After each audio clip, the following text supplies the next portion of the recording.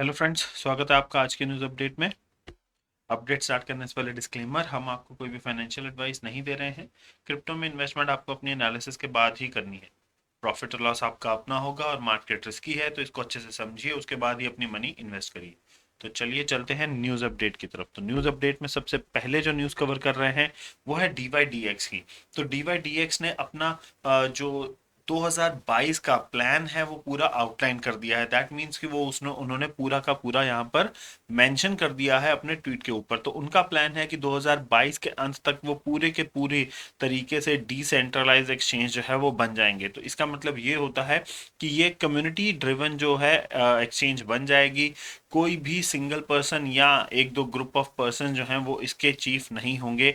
और ये जो पूरी की पूरी एक्सचेंज है ड्रिवन होगी एक कम्युनिटी बेस से। तो दैट मीन्स एक कम्युनिटी डिसीजन लेगी और उसके बाद ही कोई भी जो डिसीजन है वो लिया जाएगा DYDX के ऑपरेशंस के ऊपर। तो ये एक काफ़ी, अगर हम बात कहें तो काफ़ी बढ़िया चीज़ है DYDX के लिए। और इससे काफ़ी पॉजिटिव नोट जो है वो भी मार्केट में आया है DYDX के रिलेटेड। अगली न्यूज़ की बात करें तो मेटा मेटा मतलब फेसबुक। तो फेसबुक ने कहा जा रहा है कि भाई बहुत सारा स्टाफ जो है वो माइक्रोसॉफ्ट और एप्पल से यहाँ पर एक्वायर कर लिया है। दैट मीन्स कि उनको अपने पास ले आए हैं ज़्यादा पैसे देकर, या बहुत सारे आप ये कह सकते हैं कि भाई पर्क्स देकर, जिसकी वजह से जो एम्प्लॉयज़ थे वो माइक्रोसॉफ्ट और एप्पल को छोड़ के यहाँ पर FB के साथ ज्वाइन हो गए हैं। यहाँ पर जो न्यूज़ आउट हुई है वो हुई है माइक्रोसॉफ्ट के एक एक्स डेवलपर, या ये कहें कि एक्स एम्प्लॉय की तरफ से।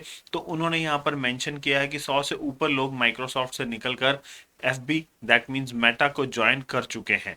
और उनके अकॉर्डिंगली जो माइक्रोसॉफ्ट की AR टीम थी, ऑगमेंटेड रियलिटी वाली जो टीम थी, जो AR के जो हेडसेट बना रही थी, वो टीम, उसको ही यहाँ पर टारगेट किया गया था मेटा के द्वारा। और वो ही टीम के 100 बंदे, मिनिमम 100 बंदे यहाँ पर मेटा ने अपने पास ले लिए हैं। और इसी के साथ साथ एप्पल में भी यही हो रहा है, लेकिन एप्पल की तरफ से इसको पकड़ा गया है। और एप्पल जो है वो अब अपने एम्प्लॉयज़ को और ज़्यादा ऑफर्स कर रहा है, सो दैट कि वो एम्प्लॉयज़ जो हैं वो उसके साथ टिके रहें, ज़्यादा एम्प्लॉयज़ एप्पल को छोड़कर यहाँ पर मेटा के पास ना जाएं।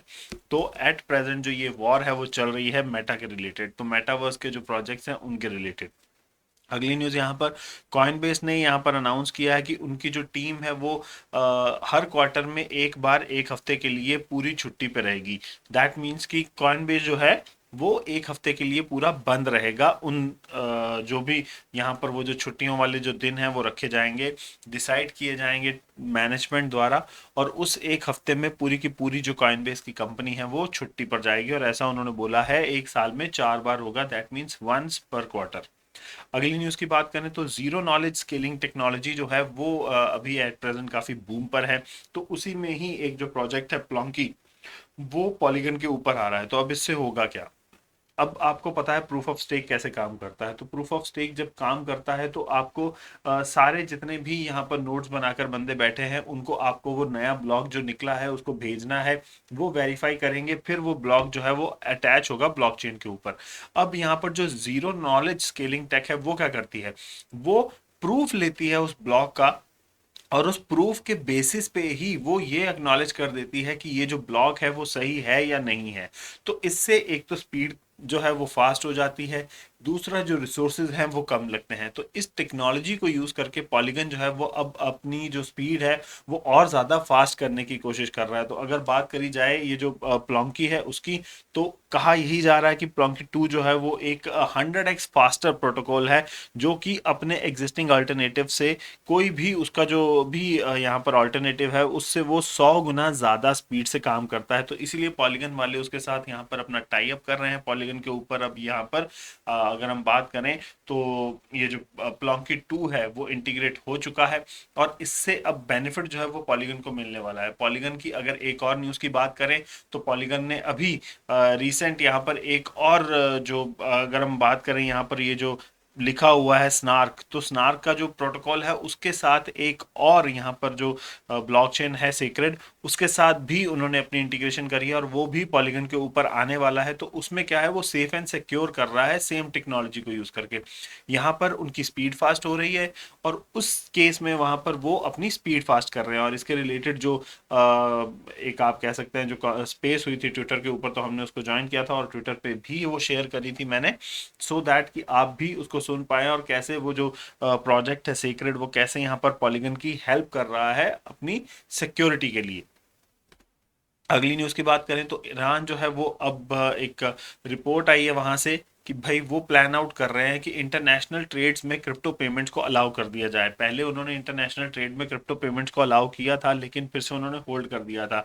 उस केस में उन्होंने ये भी कंडीशन रखी थी कि सिर्फ वही क्रिप्टो यूटिलाइज हो सकता है जो लोकली माइंड होगा ईरान के अंदर। लेकिन अभी जो रिपोर्ट आ रही है उसमें ऐसा कुछ भी मेंशन नहीं है कि सिर्फ लोकली माइंड क्रिप्टो ही यहाँ पर ट्रांजैक्शन के लिए यूज हो पाएगी। अब उनका कहना है कि कोई भी इंटरनेशनल ट्रेड के लिए क्रिप्टो को यूटिलाइज किया जा सकता है। मतलब पहले सिर्फ जो इंपोर्ट था उसकी पेमेंट के लिए आप क्रिप्टो को यूज कर सकते थे, लेकिन अब एक्सपोर्ट और इंपोर्ट दोनों केसेस में आप क्रिप्टो को यूटिलाइज कर सकते हैं। आप पेमेंट ले भी सकते हैं और दे भी सकते हैं। तो इस केस में काफी बेनिफिशियल हो जाएगा, जो भी वहाँ के जो बिजनेसमैन हैं उनको काफी बेनिफिट यहाँ पर मिलेगा इस चीज से कि अगर क्रिप्टो पेमेंट्स अलाउ हो जाती हैं इंटरनेशनल ट्रेड के लिए। अगली न्यूज यहाँ पर रिपब्लिक ऑफ पलाव और क्रिप्टिव लैब ये दोनों मिलकर यहाँ पर डिजिटल रेजिडेंसी प्रोग्राम लॉन्च कर रहे हैं। तो रिपब्लिक ऑफ पलाव जो है वो एक देश है जो काफ़ी सारे आइलैंड्स को मिलाकर बनता है, और उसमें अगर बात करी जाए तो वो ये कह रहे हैं कि भाई अगर आप अपनी फीस यहाँ पर क्रिप्टो में पे करते हैं या क्रेडिट कार्ड से भी पे करते हैं तो डिजिटली वो अपनी कंट्री की यहाँ पर आपको रेजिडेंसी दे देंगे और आपको सारी के सारी जितने भी आइडेंटिटी प्रूफ जो है वो सारे के सारे ब्लॉकचेन के ऊपर आपको मिल जाएंगे। और कुछ देर के बाद आपको फिजिकल आईडी कार्ड अपना मिल जाएगा, लेकिन उससे पहले सारी डिटेल जो है वो आपकी डिजिटली ब्लॉकचेन के ऊपर रहेंगी। तो वो ये ऐसा कर रहे हैं सो दैट कि जो बाकी कंट्रीज हैं उनको पता चले कि ब्लॉकचेन का इतना बड़ा यूज केस है डिजिटल यहाँ पर डॉक्यूमेंटेशन का, वेरिफिकेशन का, जिसको यूटिलाइज करके हर कोई कंट्री जो है वो काफी बेनिफिट ले सकती है ये सारे डिजिटल एसेट्स के रूप में, अगर अपने डॉक्यूमेंट्स को वो रख लेते हैं तो। अगली न्यूज की बात करें तो बिटकॉइन जो 44,000 को छुआ था उसका रीजन जो है वो ये है कि यूएस ने अपने इन्फ्लेशन रेट्स जो हैं वो अभी एक दो दिन पहले ही अनाउंसमेंट हुई है इनकी, और इसमें पता चला है कि इन्फ्लेशन जो है वो 7.8% थी दिसंबर के मंथ में, जिसकी वजह से यहाँ पर बिटकॉइन को एक उछाल देखने को मिला और वो 44,000 का जो आंकड़ा है उसको छूकर फिर से नीचे आया है। और ये अगर ऐसे ही चलता रहा तो कहा यही जा रहा है कि आने वाले साल के फर्स्ट क्वार्टर के बाद ही यहाँ पर ये जो 7.8% है ये 8 या 8 के ऊपर जा सकता है, और जिससे बिटकॉइन में एक और उछाल देखने को मिल सकता है, क्योंकि बिटकॉइन ही एक ऐसी चीज़ है, या ये कहें कि क्रिप्टो एक ऐसी चीज़ है जो इन्फ्लेशन से बचाती है सबको। अगली न्यूज़ की बात करें यहाँ पर तो रशियन बैंक जो है वो एक स्विस डिजिटल एसेट फर्म में अपनी इन्वेस्टमेंट कर रहे हैं। तो अगर बात करी जाए रशिया की तो एक तरीके से क्रिप्टो के ऊपर जो एनवायरनमेंट वहां पर बना हुआ है वो क्रिप्टो पॉजिटिव नहीं है, लेकिन इस बीच भी यहाँ पर जो बैंक्स हैं रशिया के वो अपनी इन्वेस्टमेंट जो है वो स्विस जो डिजिटल एसेट फर्म है उसके ऊपर लगा रहे हैं। तो इससे कहीं ना कहीं वही बात होती है कि भाई आप कुछ भी करें लेकिन अंदर खाते जो हो रहा है उससे यही पता चलता है कि आपका कोई भी रूल एंड रेगुलेशन ऐसा नहीं आने वाला है जो क्रिप्टो के अगेंस्ट होगा, क्योंकि अगर ऐसा होता तो बैंकिंग को तो पता ही होता सेक्टर को, और वो बैंकिंग सेक्टर जो है वो ऐसे खुलेआम एक डिजिटल एसेट फर्म में अपना पैसा नहीं लगाती।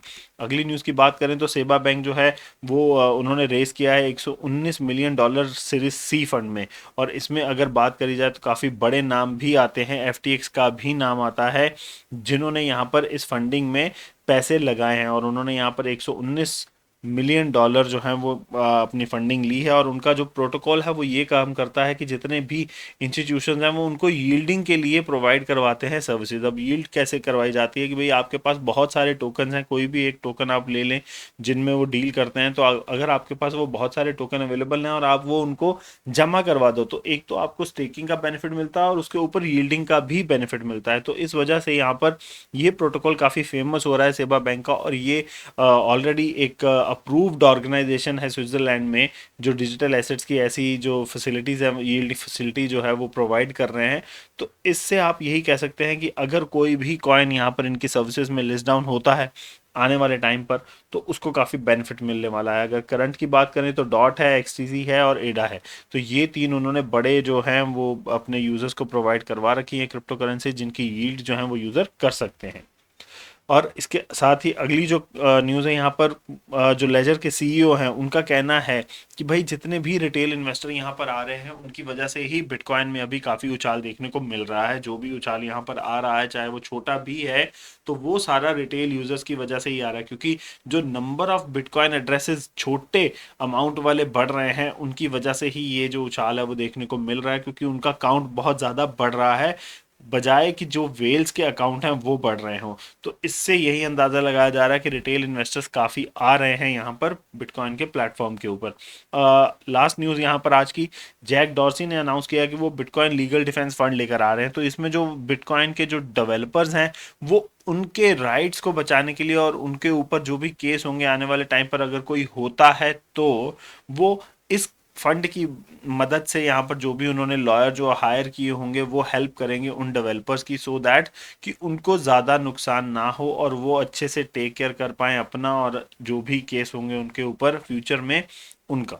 अभी के लिए उन्होंने बोला है कि कोई भी फंडिंग राउंड नहीं होगा, लेकिन अगर होता है, ज़रूरत पड़ती है और मेंबर्स ऐसा कहते हैं कि उनको ये फंड की ज़रूरत है, और तो उस केस में यहाँ पर हम फंडिंग राउंड जो है वो चला सकते हैं। तो फ्रेंड्स, ये थी आज की न्यूज़ अपडेट, कैसी लगी ज़रूर बताइएगा, और उसी के साथ साथ चैनल को भी सब्सक्राइब करें और बेल नोटिफिकेशन का आइकन ज़रूर दबाइएगा ताकि आपको वीडियो के नोटिफिकेशन टाइमली मिलते रहें।